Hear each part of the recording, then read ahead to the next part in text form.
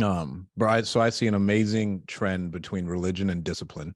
How has your religion helped you overall as far as like mental fortitude? And then how did your experience on your mission help you in door to door? Because I think the Mormon religion is one of the most intense religions as far as you stick to it. And so you got to be really mentally disciplined.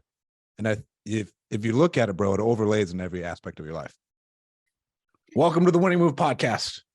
We have one of my really close friends, member of the Winning Mastermind, absolute savage of an entrepreneur. Really like one of my really close friends, my boy, Hey Lame, Mr. Kini, yes, Airbnb yes, savage, Airbnb connoisseur, really creative finance connoisseur, bro. From when you came to me, I was like, yeah, bro, like we do this stuff. Think about it this way. Have Rochelle handle all the paperwork and you're good. And you've taken it off from there, bro. Oh yeah, dude. No, you've hooked it up with certain connections and winning. Man, I'm gonna plug the Winning Move, bro. That group's fire. Bro, the Winning Mastermind's dope. The Winning Mastermind's dope. Yep. And so it's been fun, man. So, dude, I'm glad to be here. Thanks for having me. Of course, bro. All right, let's start off, bro. I don't even know you were from Bakersfield until like a year ago. I probably just forgot.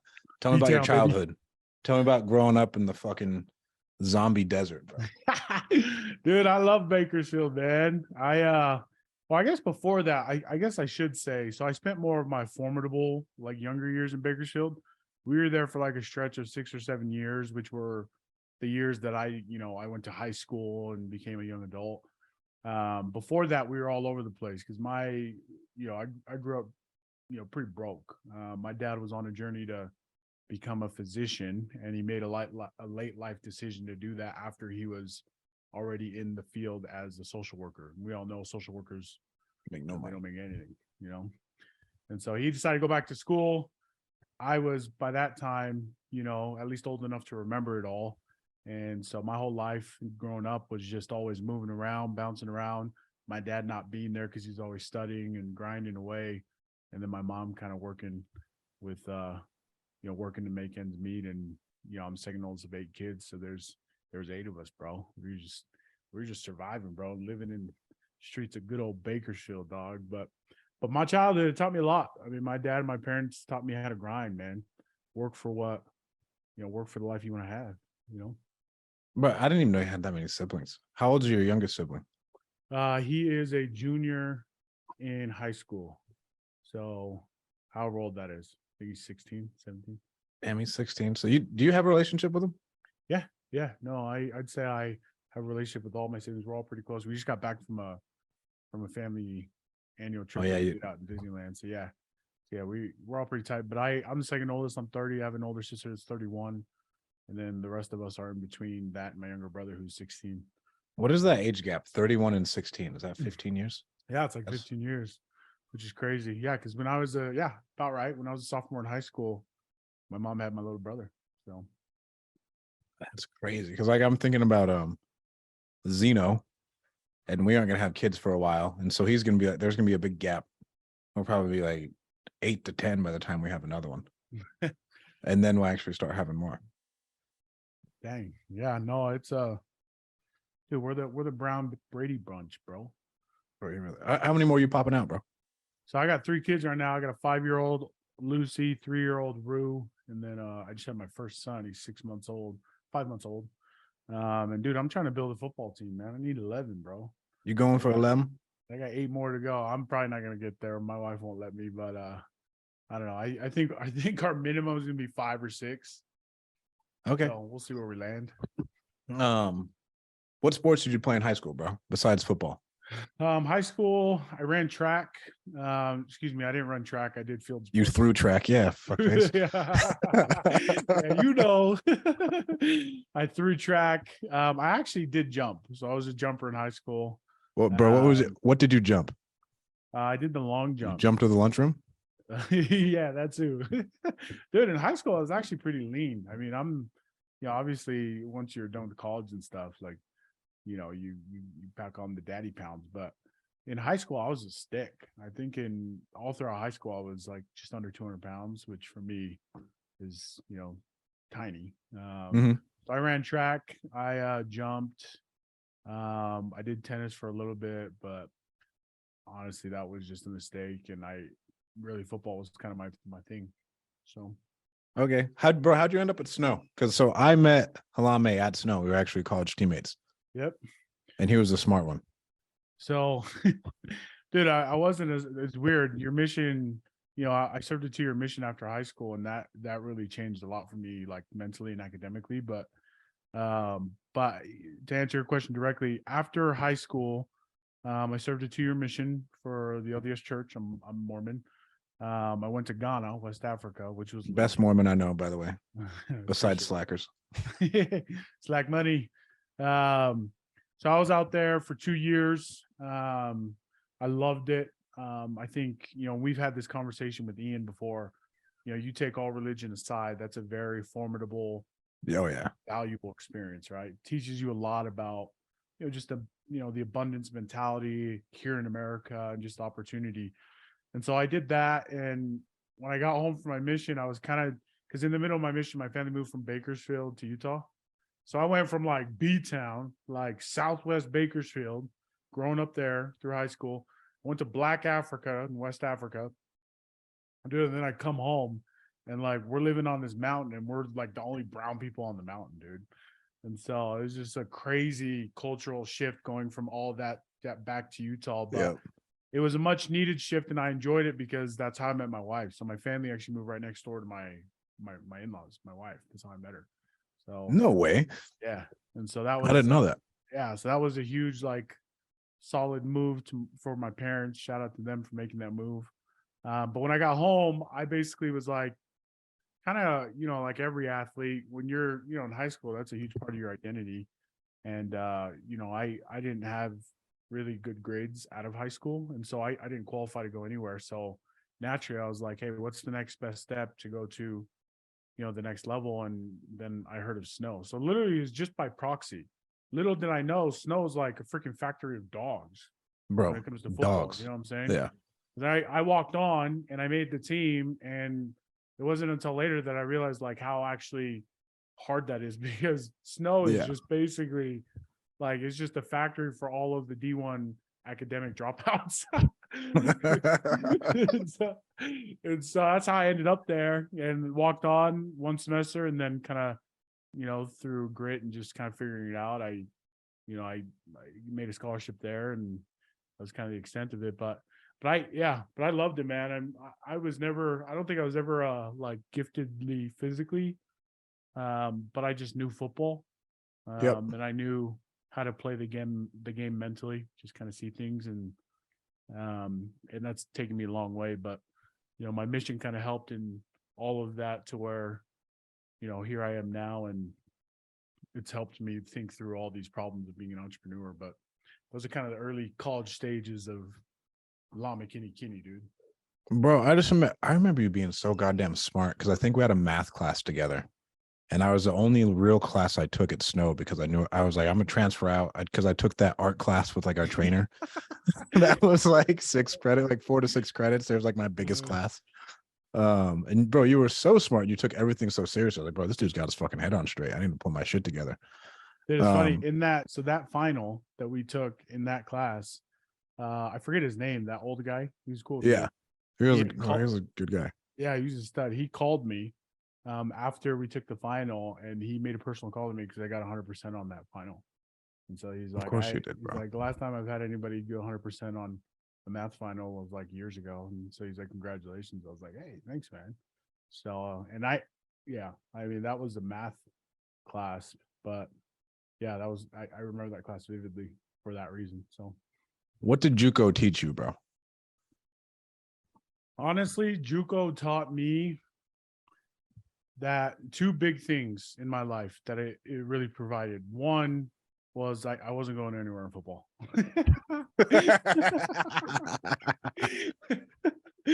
That opportunity has come and gone, but I'm glad I did it because it gives you validation, right? It gives you validation. Yeah, it gives you closure. Yeah, it gives you closure on it, bro. Exactly, right? Because your whole life, I could just see myself now thinking like, man, what would have came from it? And right, I dogged them, bro. I dogged them all day. Exactly. To where now I'm just like, all right, yeah, I sucked after my mission, so we're good. But so that was one, which is I think really important, just because it helps you realign and refocus, right? Because Yep. once I closed that chapter of my life, like then it was like, hey, what's next? Like, what do I got to do now? You know? And so that was the biggest thing. And then the second that kind of led in between both JUCO as well as to Weber State, which is where I went after that, which is a 4-year university. Um, it's really that, you know, academia as a whole, like it's just not where I wanted to like give value back to the world. Right. My dad is a late bloomer physician. I mean, he has a story that I think is worth writing in a book, and I'm trying to get him to do it. But just, you know, this is first generation immigrant from Polynesian Islands. My grandparents are all immigrants, all farmers. For him to be able to make a late life decision, go back to education, become a physician, and then live the life that he's now living, like that's a huge dub from where I'm from. Bro, It's a big massive. dub. And it puts a huge like exclamation mark on the importance of education, right? And so when I got home, I rode that hard. I was like, man, I'm going to be a doctor too, right? But it was I was about to trial ask and you about error. that. Because, Yeah, bro, you were dead set on being a fucking doctor. You're like, no, dude, I'm gonna be a doctor. yeah, that's all I wanted to be. That's Ended up really being all a I wanted to fucking be. dirty ass salesman. Yeah, but it was like, but like going through the education of it all and kind of playing the game of education, you know, it really taught me about what I really wanted in life, right? Those years of college were really, they helped me identify a lot of like the value that I wanted to create in a career and what I wanted to give back to the world. So that was, I'd say that's what Snow College and kind of college as a whole taught me. So, What did you go to Weber for? Like, what was your degree in? so my degree at Weber was originally it was chemistry because that's what I got my associates in, because I Okay. wanted to be a doctor. And this is when I started sales. So I remember when I went to Weber, I got married to my wife. This is in 2015. And she was a collegiate athlete. She was a scholarship athlete in volleyball at Weber, which is why I went there. And I remember when I got married, I was like, how the hell am I supposed to provide for a family? And one of my good friends that I had served mission with, his name is Jake Durfee. He actually called me one day and he was like, hey, let me tell you about this big opportunity in door-to-door sales. And at the time it was like, hey, this is just a stepping stone. Like all I knew was that you can go out for a summer, make enough money to be able to not have to worry about finances and focus on school. And that's where it started. So when I went to Weber, we got married our first summer as a married couple. We literally got married, went on our honeymoon to Vegas, and then we drove out to Texas. And I was with Vivint. That was my first summer. And little did I know that that was the start of a very valuable career, right?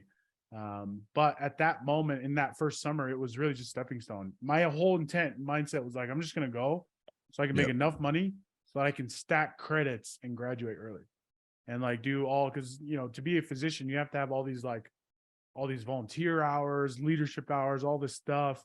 And it's hard to balance that while actually providing. And so that was the intent of going out and selling, was like, hey, I just need to make enough money to buy me some time back so that I can do what I got to do to become a doctor. But long story short, I started that first summer, made about 40 grand.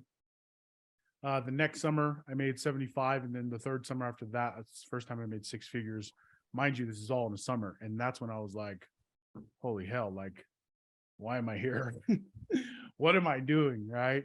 And I started kind of just put the like do the math, like put the numbers together. And I talked to my dad, who by now is a decade out of residency. He's still paying off student loans. Yep. And meanwhile, I'm a college student just trying to get my undergrad completely debt free. And I made 6 figures in the summer. Right. So to me, I was like, well, let's do the math here. Right. And then that's when my wife had graduated. We got pregnant with my daughter, my oldest, Lucy.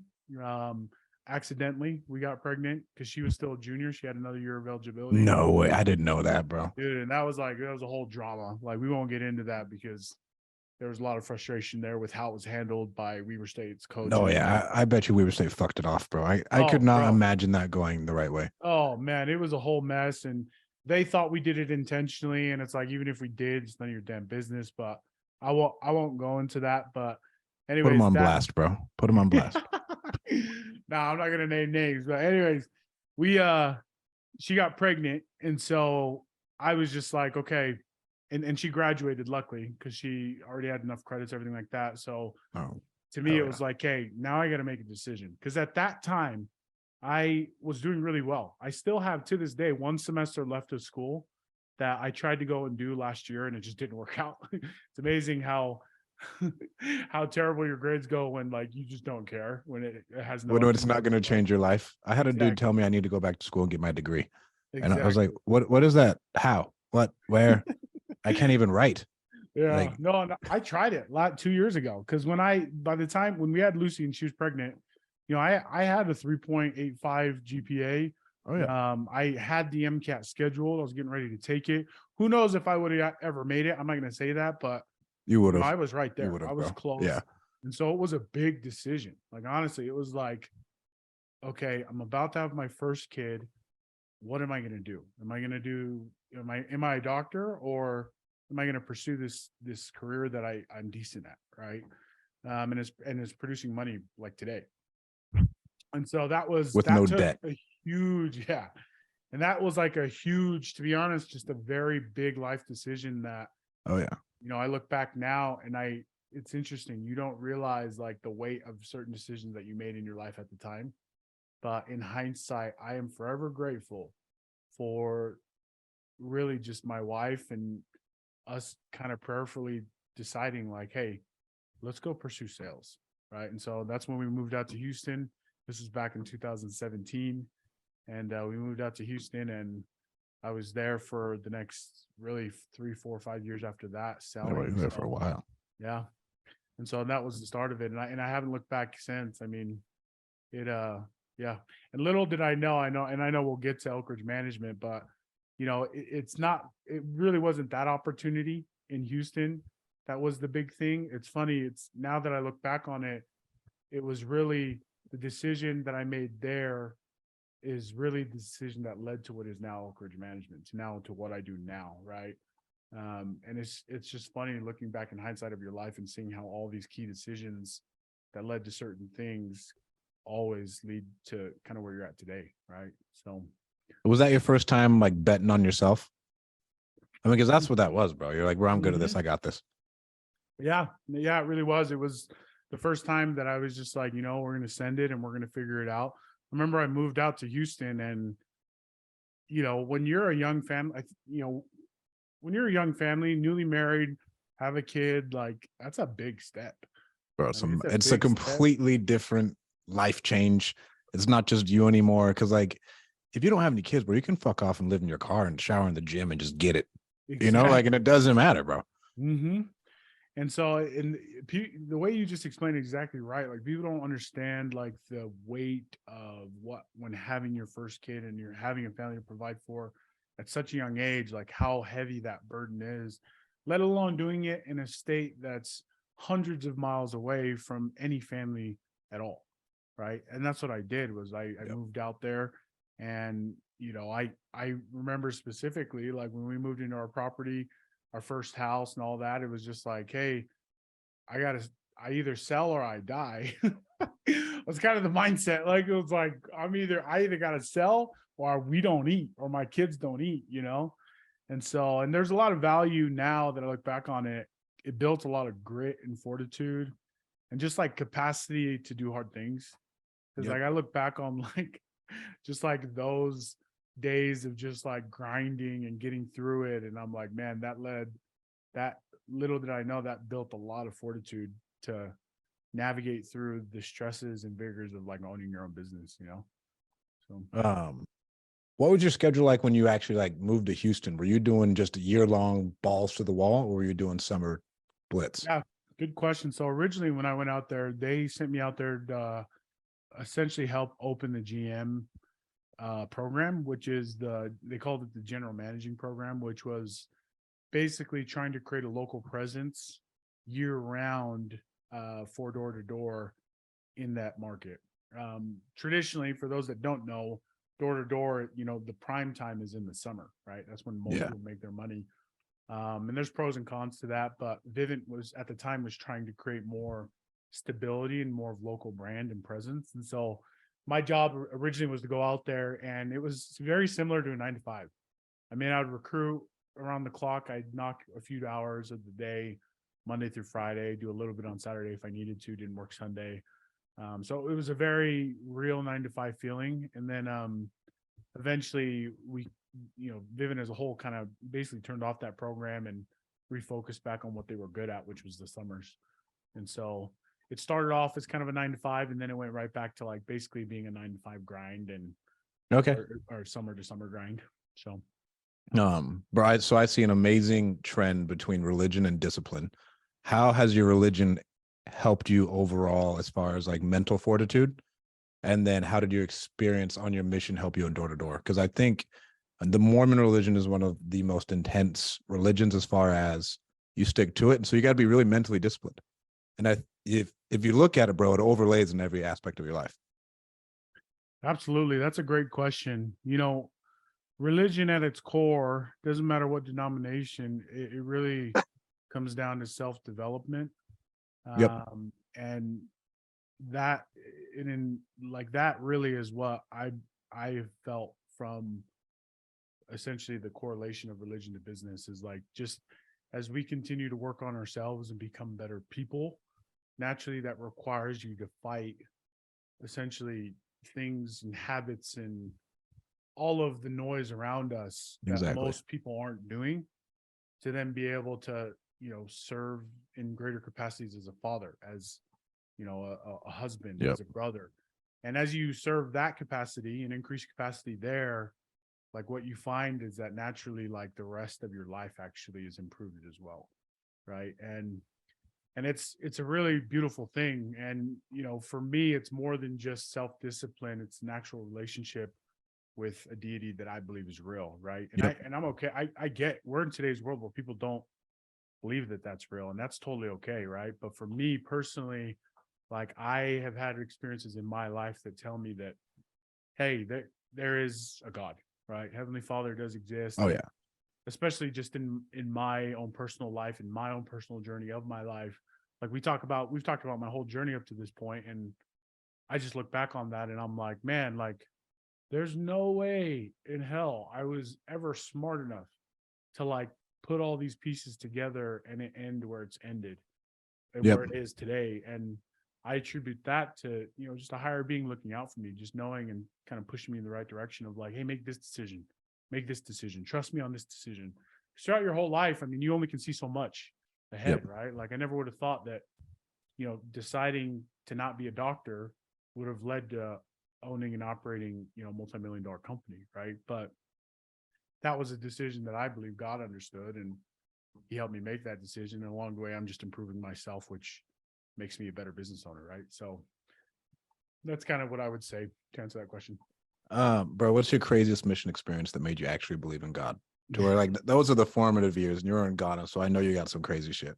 Yeah, I've heard no, some there's, crazy mission stories of people went to like third world countries. oh man, so there's a ton. I mean, honestly, like, but honestly, I think the most like powerful ones are like the internal, like, cause on my mission, I saw everything. Like, I saw a guy literally stoned to death because over there, like, if you steal, there's no like organized, like, The community police. has to do something. Yeah. Yeah. So like, it's the law of the land, it's the law of the people, right? So if you steal, you get like, everybody has the right to kill you. So on my mission, two different times, I saw somebody get stoned to death, right?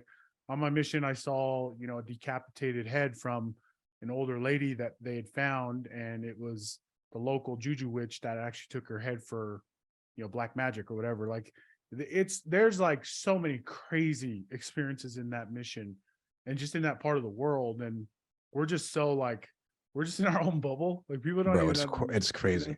people, That's why I think like all the people like who are from like Samoa and Tonga and like how they're super superstitious. mm-hmm. You have to be, because you're exposed to so much more.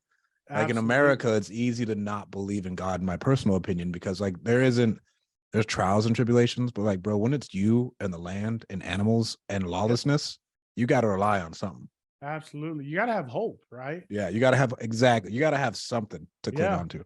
No, and there's beauty in that, and then that lifestyle, because with that comes just like a simplicity of life. Like, people just are happy because they're alive, you know, like, Yep. because they have hope, right? That's worth living, right? And but I like to answer your question and come back to it, like, honestly, I'd say the craziest realizations like were really just of the opening of the mind. And the best way I can explain it is like, imagine, like, we've all had those experiences where you read a book and you read like a concept, or you finish a sentence of something, somebody, and like you feel enlightened, right? Yeah. Everybody's had that thing happen. Imagine having that for like you're reading your book of life, and like you're living it for 2 years, and you end your 2 years and you're like, holy cow, I'm a completely different person. That was like the big value add for me, was like just seeing, like, after all of these experiences in this completely different world, going back to what was my home was so foreign to me, because I wasn't who I was. Like Yep. the world that I called home was so much more interesting to me than when I had left. And it all was because of the enlightenment that I had received about my own book of life for the last 2 years, right? And it's honestly an experience that you can't compare to anything, because when you get home, like, even like your relationships, like with your family, with your friends, it's so much different because you're so much different, right? Yep. My parents, they became different people to me overnight in those 2 years, because it's just like looking back and seeing all that they did, but also seeing them now as just as people, right? Your whole life you see them as like, they're the Parents. law. Yeah, they're Yeah. what they say is law, and they're always right. But like, you kind of realize, like, oh no, they were just figuring this out too, right? All of my friends that I grew up with high school, that was the hardest thing, right? Was because there was a huge difference of just like priorities in life, right? And I owe a lot of that to, like, really a lot of my life to that experience, because like, I know for a fact if I didn't go, like, I would be very different. I know my wife wouldn't have married me before my mission. Like there's just so many things I look back on and I'm like, I'm so thankful I chose to do this, because it's influenced every part of me. So One, bro, we talked about it. Like, bro, if I can make it through fucking Ghana, I'm gonna make it through anything. exactly. That's like the biggest thing, is like you develop like a capacity of hard, like Yeah. no one else. Like it's like, and that's why you see all these, like, I almost think it's like the best of both worlds, because you look at like all of these veterans, right? People that go and serve our country, they have these experiences and they come back and they're unshakable, right? The difference I would say is like, I didn't go to war, right? Like I went to go like just You went live. to war with yourself though, bro, because you got to Yeah, wake up every day and not be a bitch and come home. In my personal opinion. dude, that's actually a really good point. Yeah, I know you do. And I guess a better way of saying it is I didn't see any, like, I didn't have to kill anybody. Yeah. The opposite really is I was trying to save people, right? Exactly. And so you still kind of get the whole perspective of seeing everything else and all these other lives while still, working on yourself. But yeah, I mean, people don't realize, I mean, imagine being 21 years old, you just graduated high school, you have your whole life ahead of you, 19 years old, you have your whole life ahead of you, and you choose to go out on this 2-year mission out in the boonies of Ghana. I remember first day I got there, they dropped me off, me and my companion. His name is Elder Dayton Smith. Shout out to him. But we drove out. I remember they dropped us off. Then this like broken down little taxi thing that barely, I was surprised we even made it. We were literally driving through bush, like legit bush. Yeah, like it's just like the only thing you see around you, like right up on the windows, is just freaking grass and trees. And like you drive through, and then it opens up into this little town called Tonsu. That's where I started my mission. And I remember they just gave us the keys to this compound that had dirt floors, cement walls, had some gates on it. And they were like, hey, go build the church. And we were the first missionaries to open up the church in that part of the world. And like, imagine being a 19-year-old and you just wake up and you're like, Go get it done. I'm in freaking Africa, dude, like in the middle of the boonies. And like that, you build a lot of mental resilience when you do that, And so to your point, it's like you do that. It's like, what is starting a business? People always, they're like, hey, how do you sell people on arbitrage? How do you call landlords? I'm like, you just do it. It's Yep. like try going to Africa. You know what I'm saying? It's like your your mental fortitude of what is hard is just on a different scale. So Um, so you were doing the door-to-door stuff. When did you start? Because you started doing some Airbnb stuff, and we just started like talking randomly. I think you just like hit me up on IG or something, and that's how like we reconnected. yeah, Like, hey, bro, honestly, this is what I got going on. yeah, I remember I called you because, dude, you've been a crucial part in this, right? In me and building this, because for years you basically were telling me to do exactly what I did, right? And I just didn't have, the I guess the trust, which is ironic, right? Because your Yeah, mind is always something you're battling against. I talk about all these experiences I've been through, and there were still some huge roadblocks of even those experiences that I we had needed to to get talk over. through, bro. I remember we Yeah. had to talk through some shit. Dude, I remember the first day I called you, and I remember I just called you because I think I saw a post of yours on Instagram or something, and I'd been following you obviously since we left. And I remember when you did your first, you talked about the first book you read on real estate investing, and then you talked about like going and knocking a door and all this. And I just seen the progression over time to where I think when I had called you, I think this had to have been in like 2017 or 2018 It would have to be or was it 2000. 19? It would have to be like 19, Okay. Because by the time I called you, you had started to really kind of create some momentum for yourself. And 2020, I like remember I late was, 2019, 2020. yeah, it was probably 19 because I feel like, yeah, yeah, that sounds about right. Because then I remember just calling you, and I remember I was driving, and I was just calling to say what's up. I had no real agenda. I was just like, hey, dude, what are you doing? How's your life? Like, I'd love to hear about what you're doing. And yeah, and that was the start of it. And then we just started chatting, and you were asking questions about my life. And little did you know when I made the call, and I think you soon figured that out as we kept talking, is that, you know, and maybe I didn't know it at the time either, is that I was looking for a change. Like, I was tired of the sales industry that I was in, and I was Yeah. wanting to do something more. And yeah, and so that's why I called. Well, and with it took a while for like you being fed up to build. Mm-hmm. Because I think we had a conversation. He was like, I want to do like real estate stuff. Like, bro, show me. I was like, bro, you can call me whenever you want. Like, we can do all sorts of shit. But then it took a while for the like, hey, bro, I just can't do this anymore. Yeah. Like, I need something else. So like, what finally built to where like, because then I remember like we had finally the phone call. You're like, hey, bro, I can't do this anymore. Like, what do you got? Dude, that's a really good question. And that happened in, I want to say, 2021. Because I remember at that time, it was right after my father-in-law had passed. And I even think it was before that, honestly. No, it was before that, bro. It Yeah. was before that.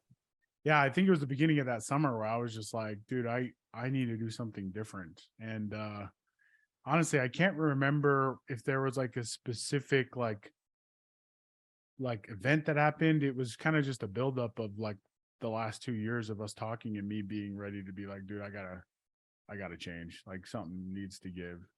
And so, yeah, I mean, and it's funny because I think, I think a lot of people have different experiences with that in terms of like their changing point in life. I think some people have like an exact event or moment, but for me, it really was just like, this effing sucks. This effing sucks. And granted, I'm talking like my Your life was fucking life was terrible, bro. You doomed. were making Yeah, it great money. wasn't right. Like, I was making great money. I was selling, like, I knew what I was going to make, but I think the reality of it is I wasn't happy. Like, I Yeah. was not happy. And And that I think was it like, was time. I think what we talked about, the summers were stressful, bro. She's like, now, bro, like she's gonna be home with 3 fucking kids. Like, I can't do yeah, that. That yeah, was another like big role. yeah. Yeah, because the door-to-door industry especially it's a grind. I mean, and it takes a lot out of you because you're doing a lot, and you're moving, right? Like, we were moving every summer. And so Exactly. that's a lot. It's a taxing toll on a family, right? And even when we're out there in the summer, they're just sitting in a hotel or in, an apartment while I'm out grinding literally from sun up to sundown, So yeah, it took a while to kind of get to that point. And yeah, when I did it, it was ready to roll. We were ready to roll. So what gave you the faith to do it, and how did you navigate? Because you were trying to talk yourself out of it forever. And so how did you navigate that for yourself internally of like, all right, so this is what I'm going to do? Because a lot of people are afraid to make the jump. For sure. You know what I'm saying? Like, and they're like, oh, and they come up with a plan and it's a foolproof plan, but then they keep talking themselves out of it. So how did you handle that? Yeah, honestly, and this is where I can, shout out again to the Winning Mastermind. Your very first event, right? Was it your mastermind event that was out in Sandy?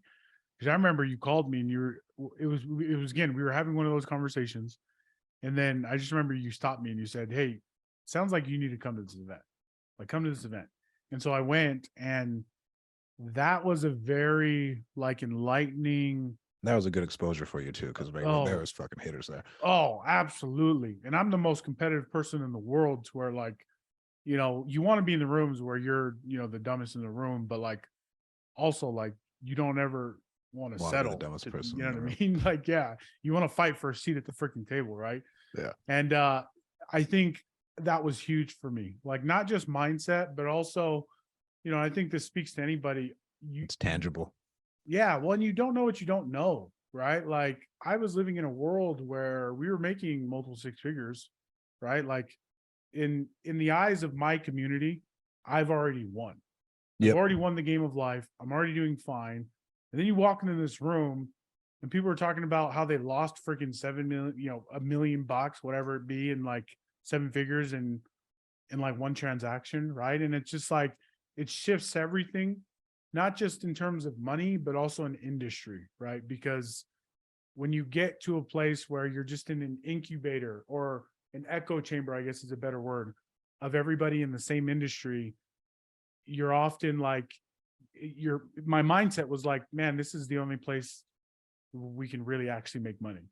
Right. And we know, I knew that wasn't really true, but at the same time, to be good at what I was doing, I had to believe that this was it.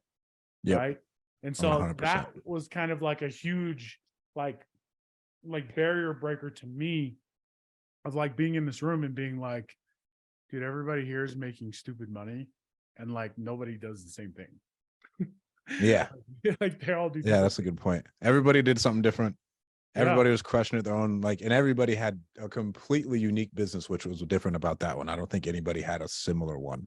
And you did a great job putting that together. And that was huge for me, because it speaks to, there is opportunity in America.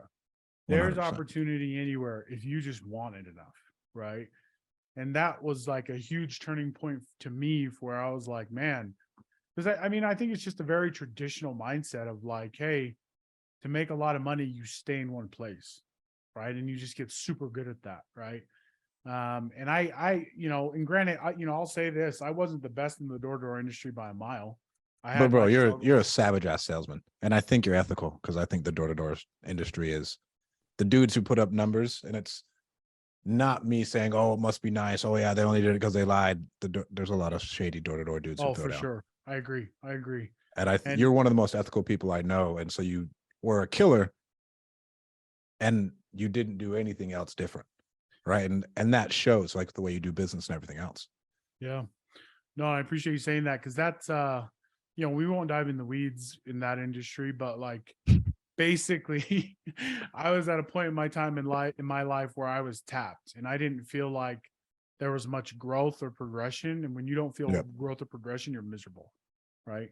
And there's a lot of my good friends that do well there, and they absolutely slay it, and they are making a great life for themselves. But when I went to your mastermind and kind of saw everything else that was out there, I was just I think it's time for me to make a move, right?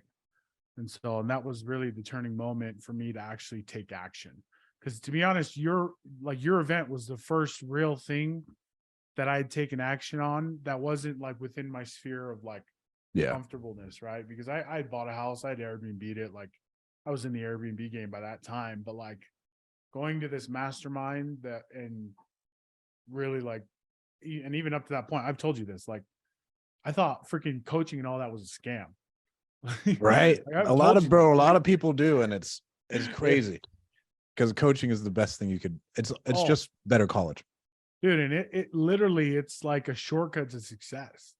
Like, people don't understand that, like, if you can find education on a very specific thing and take Right. action, like, that is an MBA all in of itself. I literally feel like I have a greater education than an MBA at Yale or at Harvard because of the very specific educations that I've gotten and that I've paid for, mentorship and things of that nature. But then in addition to that, the action I've taken after I learned. Yep. Right. 100%.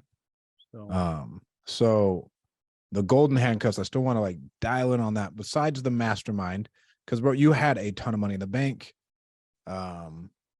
You had to let go of what you called a residual, and I had to yeah, talk shit on your the residual equity, there was consistently. equity, The equity. residual. How Yeah. did you let all of that go, and how did you get past that? Yeah. I mean, to be honest, like, you never For these really, dudes who are high income earners, because like that's what they're afraid of letting go. It's the golden handcuffs. yeah. And to be honest, you're never ever ready for it. You never are. Right. And like, I think the best advice that I would give anybody, and if I would look at myself again, I would just say, look, you will figure it out. You're that Like, fucking dude. you will grind and you will figure it out. I don't know how, I don't know what it's going to look like, but like, you will figure it out. Right. And really what I realized I did at the time, right, in that mindset of, I'm scared, I don't want to let all this go. What you are doing is you are grossly undervaluing the skill sets that you've developed. That's a good one. Six-figure earners are not six-figure earners because they stayed somewhere set just long enough. Like, they're Yep. six figures earners because, sure, tenor plays a role, but more than anything, they've developed a skill set that is worth six figures, whether it's leading, managing, selling, whatever, right? In any capacity. And you are grossly underutilizing or undervaluing like your own personal skill sets when you are saying, hey, I don't want to give this up. And if anything, you're overvaluing the company and the business in which you're serving, because all they're doing is they're just giving you a paycheck and they're telling you what you're worth. Yeah, I mean, if you really, well, I don't know. As a salesman, so a lot of door-to-door people, they're almost an entrepreneur, but they don't have to write a check every month. Yep. You know what I'm Yep. saying? Like, they're almost like they do have to go out there and hunt and kill, but then they have never had the fact where they got mouths to feed for other people's children, and they got to Yep. write that check if shit doesn't go right. That's when you Yep. like really entered the game. Yeah, no, and that's where, and it's funny because there's this misconception in the door-to-door industry that you're an entrepreneur. You're not. Like, you're really just a commission sales rep, and you're still working for the man, right? You're still working for Vivint for this kind. And there's no, like, I'm not saying that in a bad way. Like, I was there for years, but to your point, when you put yourself in a position where like this thing's either going to grow or it's going to sink. Right. And you got to write that check. Yep. Yep. Like, that's where things change, and you really figure out what you're made out of. Right. And so, and you really figure out also what you're good at and what you suck at. Right. And so that was, yeah, I mean, that I totally can relate to that whole mental barrier that needs to be broken. But, even in this conversation, like, it took me years to do that, Years. Yeah, literally years. It took me years to do that. It took me freaking years before I actually made the jump. So yeah, it's not easy. So then we went from what was crazy. I thought, well, what is the only person I know? And so, by the way, Lame bought like 18 houses in December, all owner financed. But we probably should have put that at the fucking beginning, but we'll have this. Bro, what was your growth? Because like it was from January to like May, bro. You just decided to go on a tear. Shout out Kyle. You paid Kyle for some Airbnb coaching and Yep. fucking ran with it. Yep. Yeah. Kyle standing with the fearless investor. Yep. Kyle's a stud. Good friend of mine, taught me a lot, helped me get my start in Airbnb. So I consider him a mentor. He's a stud. But yeah, I paid for his course, who I met through you, Stratton. And really, you met him at the mastermind, actually. Correct. Met him at the mastermind. And that was just the start of, of what is now Oak Ridge Management. And I think more than anything, it gave me the right direction and almost like the permission to like just send it. Right. Yep. Because obviously I learned a lot through that education, but more than anything, that education taught me a lot about myself, and it taught me a lot about like risk taking and things of that nature, to where like, it's funny that it took me someone else telling me like, hey, you can do this and this and this and make money, even though I already knew ideally kind of the parts of it. It took someone else telling me that to really be like, okay, well, if he's saying I can do it. And so that was a huge value add for that education, was just like, just being like, hey, other people are doing it. And, and I'm taking strategies from Kyle and kind of integrating it into the type of business I want. And then we just sent it, dude. So. Yeah. Bro. But tell me, bro, explain to, you didn't do yourself any justice. How much shit did you acquire from January to May? Like or in a 6-month period, let's not say from January, in a 6-month period, it's the most growth I've ever seen. And I attribute that to your sales skills personally. Yeah. The blueprint, but I think you're an absolute killer salesman. Yeah, I appreciate that. So from really, because the company really started officially, like I had my first property live in March. And from March to May, by the time I got to, I should say June, by the time I got to June, I had 50 properties. Like, and so nuts. Say that again. By the time I got to May, March to and June, May, between from our March first and May, property going live to like May, like we did 50 properties. So you had 50 properties in like 3 months. Yeah, pretty much. And I mean, and I lost track. And honestly, we scaled growth hard once we got towards the end of the summer. Simply just because when you grow that fast, like you have to scale back to really build scalable systems, right? And it's still a dichotomy though, because I remember you telling me you wanted to pull back, and I said, don't take it off the gas. Like keep going, because like you need to keep this momentum. Because I'd never seen momentum like that. And like nobody really experiences exponential growth. And it's scary. Like talk about that, bro. It's fucking scary. You don't know what's going on. It's like, yeah, bro, we're getting it's so scary. And you don't, I mean, there's just so many, I mean, between uncontrollables like the law and like other people, cleaners, to the controllables that you don't know are controllables, such as quality control, cleaners. I said that was an uncontrollable, but you don't learn until later that's a very controllable. But just like that in and of itself, right? Just the whole learner's curve of like how to do it and what to do is huge. But at the same time, you don't want to let off the gas. And we haven't. Luckily, we haven't. We started to grow the right way. And I think you learn that, right? Like there's different types of growth, and you never want to stop growing, but you always do want to like, kind of shimmy and innovate and dial down like your costs and stuff like that and grow the right way, which is what we've done up to this point. And then we transitioned into acquisitions, and that was another big step. But yeah, that was kind of the growth of it all. And it's crazy too, because like, at the time of starting this, I never in my wildest dreams did I think that this would become a real estate investment company, right? Because at the time in my head, those words, real estate investment, that's like big boy money, right? And that's like big boy things. It's different from property management, right? Because property management is just managing. An investment portfolio is a whole different thing. Never in my mind did I ever think I was starting an investment company. But like when you take that step, you bet on yourself, enough goes right, you take enough risks, like the end product is almost always, and I would say this for any business, I guarantee that in any business that you start, the end product is always significantly different and oftentimes better than what you started with, than the vision that you started with, right? That's what it was for me, right? It's like, Apple, we use this example all the time, and never in my life did Tim Cook? No, Steve Jobs. Steve Jobs. Okay. We all know that it started in a garage. Never in my life did I relate to this more than I do now. I guarantee you that Jobs never in his wildest dreams ever thought that Apple would be what it is today. $1 trillion company with a supercomputer in your pocket that controlled essentially the economy. Exactly. If everyone's iPhones went down, everybody would be fucking panicking. granted, I'm sure he had a vision, right? His vision at the Yep. time was probably like, hey, how do I make a phone wireless, right?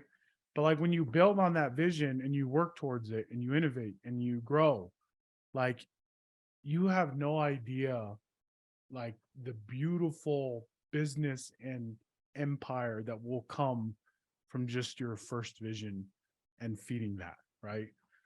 And that was, and that's what I've learned so quickly is like now, people at the beginning of, people would always ask me, what do you do? At the beginning, it was like, oh, I'm an Airbnb. What do you do? Oh, I'm property management. Now, when everybody asks me, it's like, oh, I'm a real estate investor. Like I own a real estate investment company because that's what I do, right? Yep.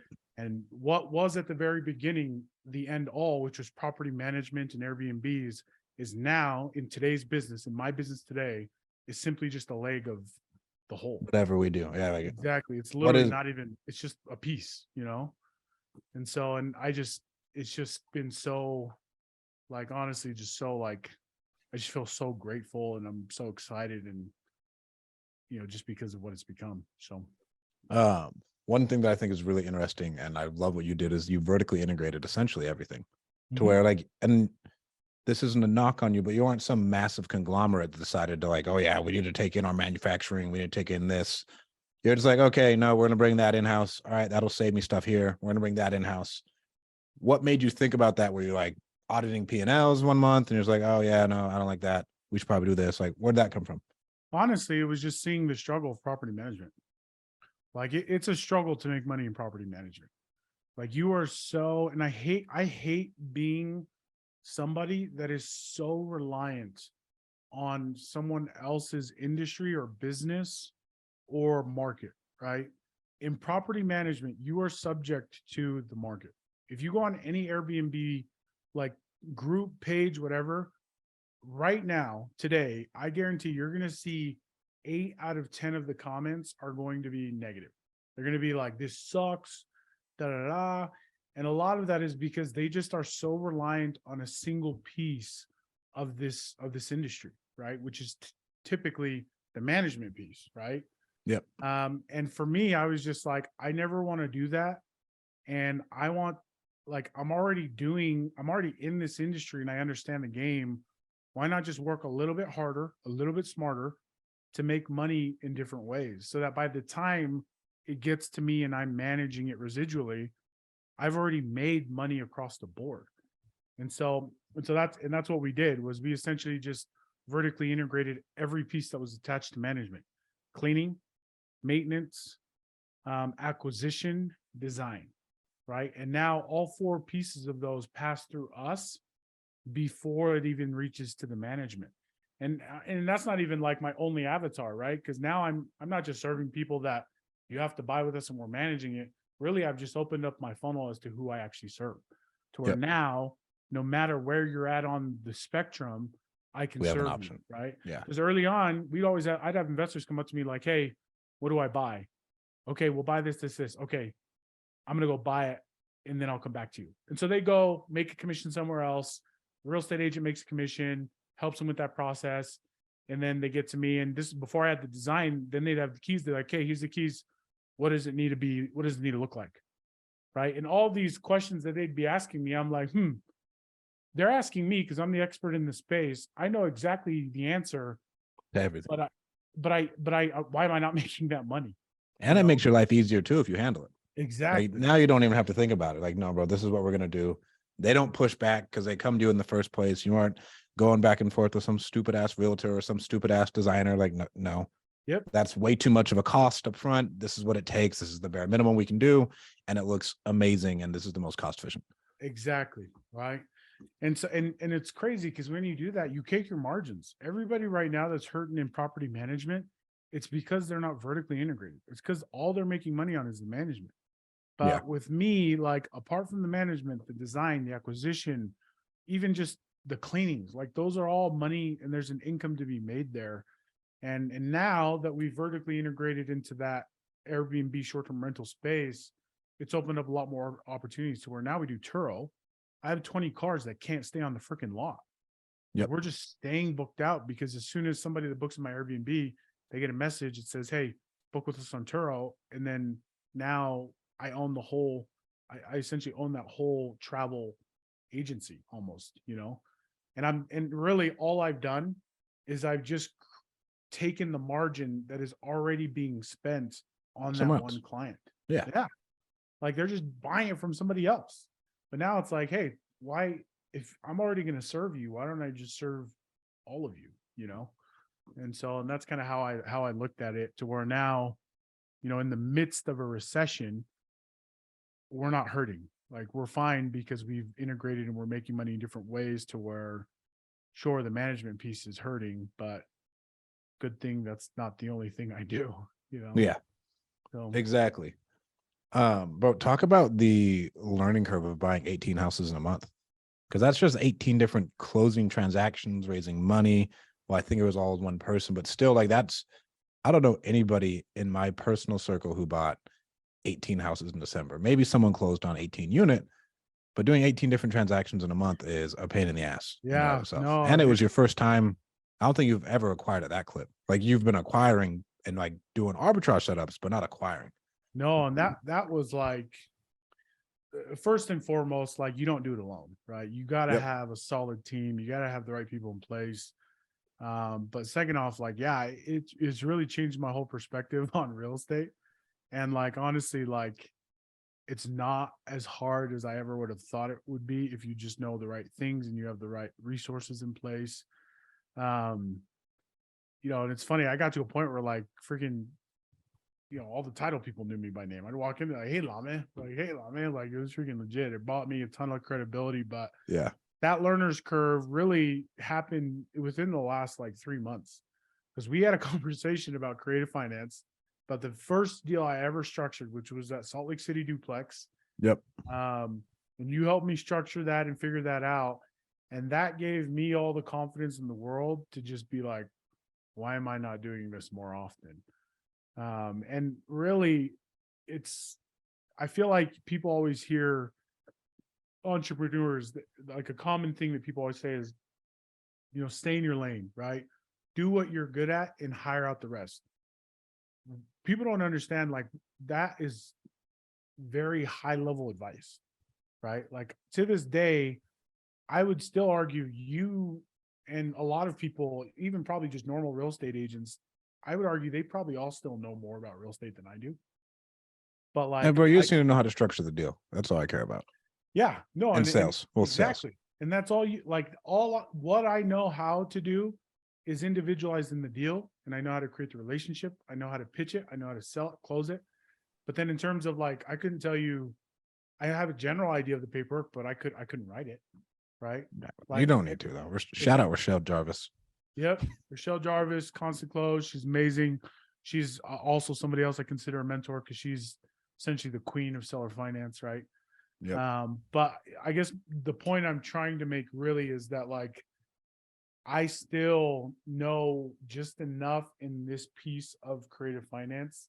And that's all I needed to know to go buy, 20 plus houses in just a few months. Right. And honestly, like, it's really just a matter of just being willing to take the steps to do it and not be afraid of failure. Right. Because there were deals that I wrote up and people laughed at me. Right. There were deals that I wrote up and titles like, hey, this doesn't make sense. Right. But through all of that, you're learning exactly what to do and what not to do. And then when you close it, you're like, okay, I'm Sweet. just going to do it again. Yeah. And it's as simple as that. It really is. Like, so. I love your sales. I still got more questions. Meetups, bro. What made you decide to start the meetup? And I think that meetup is fire. Thank you for the invite, by the way. I appreciate that. Yeah. So Raise the Tide. Shout out Doug Fiafia. So me and him were kind of the co-founders on it. At the time, it was really a means of giving back to my community. We've talked about this multiple times in multiple conversations of essentially like, there's a lot of struggles with my community. There's a lot of I think the biggest thing is that resources. money is a taboo thing to talk about. Yeah. Yeah. And you're not supposed to ever make money. Yeah. Is like a very, very large trend in the There's just very humble, Polynesian right? community. Humble Yeah. to a fault, right? And it's like, Exactly. I'm a humble person, and and there's a lot of beautiful things about my culture, right? People are naturally drawn to us. I think we are naturally gifted at communication. Just people like to be around us and talk to us and embrace. And you our guys culture. love, and you guys love, and you're a very, very happy culture, Mhm. right? Yeah. And I think it's very attractive. It's a very attractive culture. And, you know, I just learned from a very early age, just in seeing my dad go through it. And even now that he's a physician, what you can essentially serve a very high capacity at a very high capacity in our community if you make money. And that was kind of the premise of it, was like I just wanted to give back. And like I felt like I was at a point where I had something to give, which was like Mhm. the little knowledge that I had in real estate. And that's how it started. And so, and you know, we're getting ready to do our next event. I'm going to plug Raise the Tide a bit, but we had our last event. There was about 200 people there. We had some dogs come out and present. This next event, you know, we got the governor, Utah governor, Governor Cox is going to be there. No way. Yeah. So Hell yeah. the governor's going to be there. We got a ton of big names. So Keaton Hoskins, we're hoping to get Kalani Sitaki there, BYU head coach. So, it's grown really fast. Like we've gotten some big names to come out, and you know, naturally, what I didn't know was that it would be a freaking catalyst to marketing. Bro. Right? If you want more marketing, just have a meetup. Meetups, bro. That's why I Oh, always talk man. about it, bro. If you want more deal flow, raise more money, start a meetup. And give, right? In those meetups, I literally broke down deals. I broke down how to find them, where to find them, how to structure them, how to cash flow on them. And that has brought me more business than anything. And, you know, and now I've kind of just lived by that, to where like anywhere I go, I just try and give as much value as I can. So, Bro, man. But I mean, so yeah, 200 of the last one. At the first one, bro, there's like 150. yeah, I want to say 150. How many are you planning on this one? we don't know, to be honest. I mean, with the governor coming, that opens up a whole Yeah, that's a different ball whole game. nother And we have some beast. big, yeah, we have some big names. And bro, and Keaton though. Yeah, no, the muscle, he's going to bring his own like list of people too. So shout out to Keaton too. Keaton's a stud. But yeah, I don't know. I mean, I think there's going to be a lot of people there, but we're excited for it. I mean, it's the only like Polynesian group that I know of. Well, it's not Polynesian, but it's kind of Polynesian created. Like a lot of the board members, all the board members are, but it's the only one that I know of that's actually been able to pull that big of names and kind of credibility. So I'm stoked. And there may be some out there that I'm unaware of, but I'm No, bro. excited about. I don't say that to boast. I say that as a means of like, I'm excited to give this to our people, right? Like to give access to this type of knowledge for free. These are all free events. Bro, Right? all free events. And I mean, bro, the first event, as far as the entrepreneurship panel, fire. Like Yeah. I was on it for everything. I was listening because you had absolute killers. Yeah. No, we had some dogs there. I mean, Kalani Mack, owner of Mobetas. We had, you know, Fred Frost was there, Shinapuha. You know, these are all guys that have, you know, created some pretty big companies, multi-million-dollar companies, right? So, Oh yeah, bro. yeah. All right, last thing, bro. How big has it been to have a wife who's on board and a wife who supports you? You know, I am so spoiled and to a degree, for lack of a better term, ignorant. And the reason I say that is because I I I am now realizing, like when I see all of these other entrepreneurs and kind Nobody of has it like this, balance, bro. nobody has a solid wife that It's supports you. hard. With it. Yeah, no, and you know, my wife, like yeah, she's everything to me. And I definitely, this business wouldn't be here without her, right? Without her holding the fort down here, but also giving me the freedom to be able to essentially like build a life for our kids and our children. And you know, a lot of that's come through like constant communication, setting goals, right? Like me and my wife, we've talked about it. Like Elk Ridge Management is going to retire us, like for sure.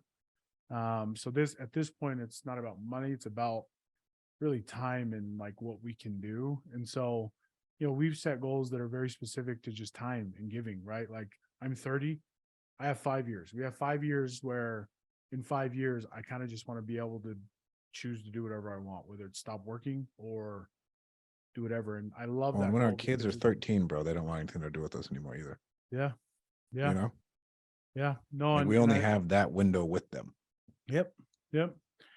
And so, and that's where it's like, I'm just trying to open up myself and my family so that I can do things with my family. And to do that, like you have to have a wife that's on board, that sees the vision, and the vision needs to include her, right? It needs to be, hey, the reason I'm doing this is so that I will never miss one of our kids' games. I will never miss a family vacation. My kids will never have to worry about money, right? And that's what I would tell everybody too, is like, that's what my wife has done for me, is helping me see the end all of the money. Because like as an entrepreneur, like we are very money driven, not in the sense of I want all the money in the world, but like I want to grow as big as I can. Like there's no cap on growth, right? And that can be a very dangerous place to be, because there will always be more growth. There's never an end to it. There's always more money. There's always a bigger company, and there's always more opportunity.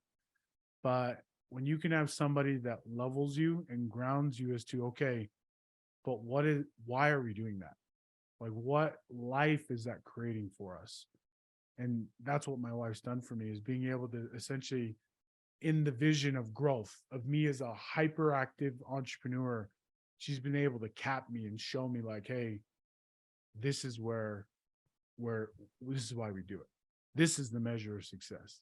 It's not the zeros, it's not the growth, it's not the company, it's the lifestyle that we've created, that this company has given us, right? And it's very hard to come. I say I'm spoiled because she's always been that. She's always been that for me. She's always supported me in that. She's always been my number one fan. And I always look at people, like I have friends who like, Yep. they're always like, I have people that are like, yeah. oh, I don't tell my wife that. And I'm like, well, I tell my wife everything, like in trust, like, and we can have Exactly. conversations about it. And I love it. And she's literally my best friend. And I will say that I've undervalued that. And I continue to do so just because she's so good to me. And so yeah, it's helped a ton. I mean, literally this wouldn't be without it. And honestly, kind of coming back to that, the whole purpose of Elkridge Management. So you can see that the logo is 2 homes next door. Elkridge is the city that my family moved to when they moved in the middle of my mission from California. And so I moved to Elkridge, Utah, next door to my wife, hence Elkridge Management. So, I love it, bro. We got to run this back. We'll run it back. dude, I'm down, brother. Thank you so much for coming on. Where can people find out more about you? How can they reach you? Hailamek K is my personal, HAILAMEK. It's my Instagram handle. And then my company is Elkridge Management. So ELKRIDGEMGMT. It's my Instagram handle as well as my website, elkridgemanagement.com. Awesome. Thank you guys so much. If you're interested in learning more about Airbnb, reach out to Lame, credit financing and everything else. He is a wealth of knowledge, bro. Thank you so much for coming on. Thank you guys so much for tuning in. We'll talk to you soon. Thanks, man. All right, bro. I'm sorry. I got to hop into another fucking meeting. No, you're good. You're good. You're good. Thank you so much for coming on, bro. Hey, thanks for having me, my man. Of course, bro. Love you, dogs. Good to see you. Love you, man.